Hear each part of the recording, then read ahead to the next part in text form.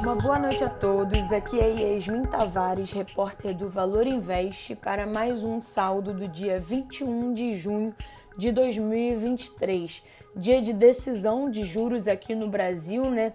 E conforme era amplamente esperado pelos investidores, o Banco Central manteve a taxa básica de juros, a Selic, em 13,75% ao ano pela 7ª vez seguida.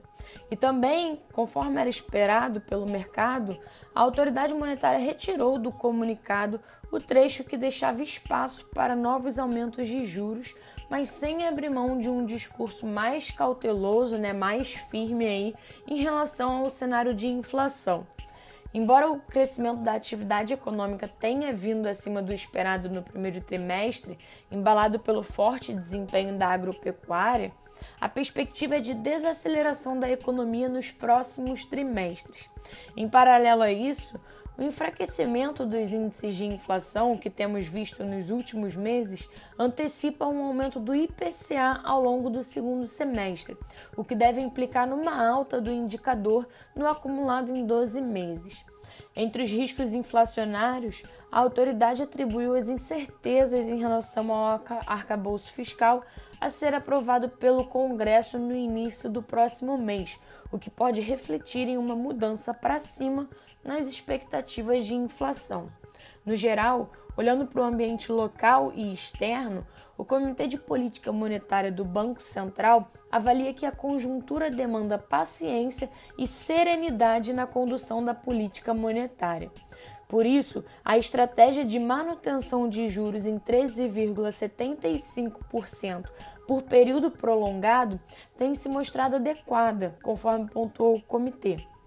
Boa parte do mercado, até a decisão de hoje, esperava por uma redução de 0,25 ponto percentual na taxa Selic na próxima reunião, que acontece no início de agosto. Algumas instituições financeiras, inclusive, já atribuem uma redução mais expressiva de 0,50 ponto percentual.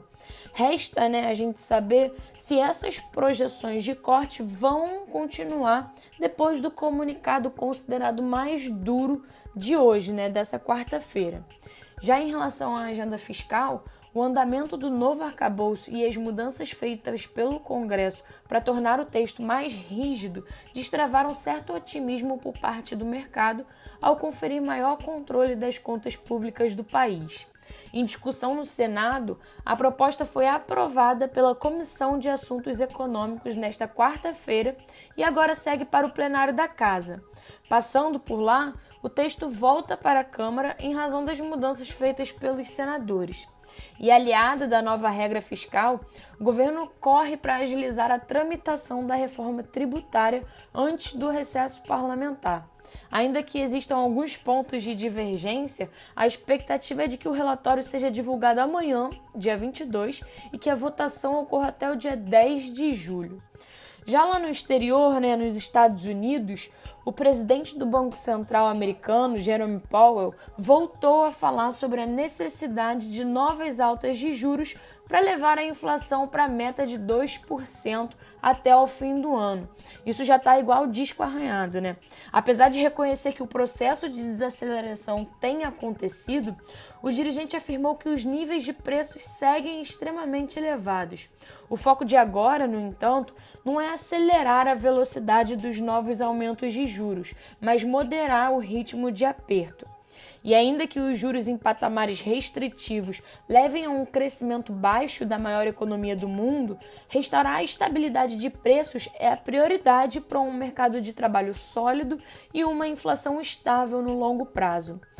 O discurso do dirigente acabou pressionando o dólar comercial, que caiu 0,57% no dia, cotado a R$ 4,76.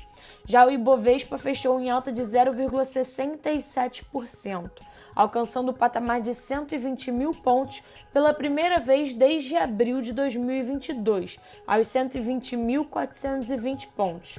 Eu vou ficando por aqui com mais um saldo do dia. Amanhã a Cris Almeida volta com mais notícias sobre o mercado e como foi a repercussão da decisão de hoje na nossa Bolsa de Valores.